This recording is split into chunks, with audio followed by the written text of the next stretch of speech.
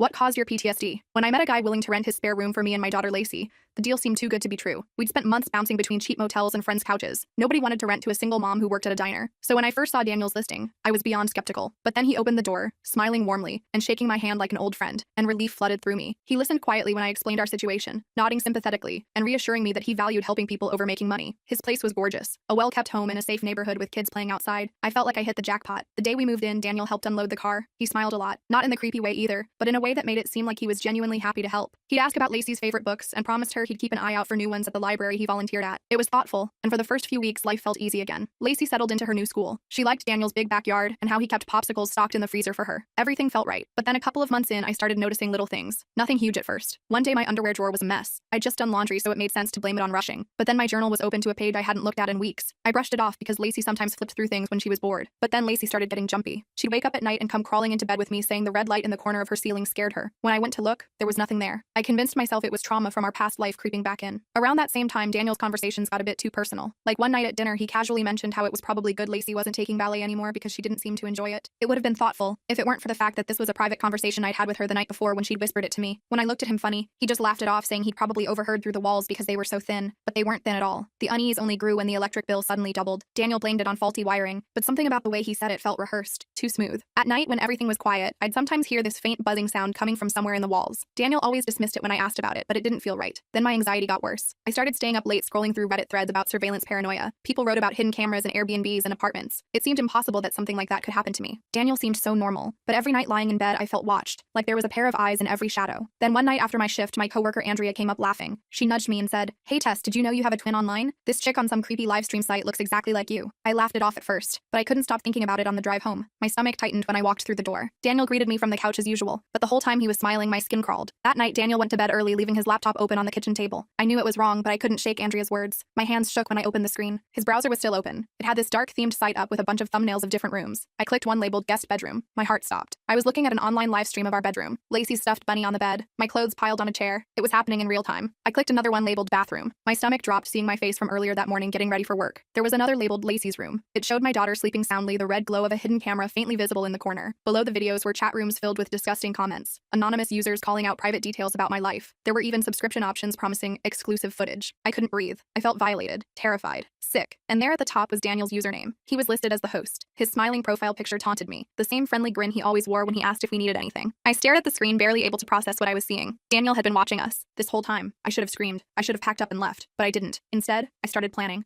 to ruin Daniel's life, because the next time he came home, he was going to get something from me that neither he nor his viewers would ever forget. The rest of the story is on my channel and linked below.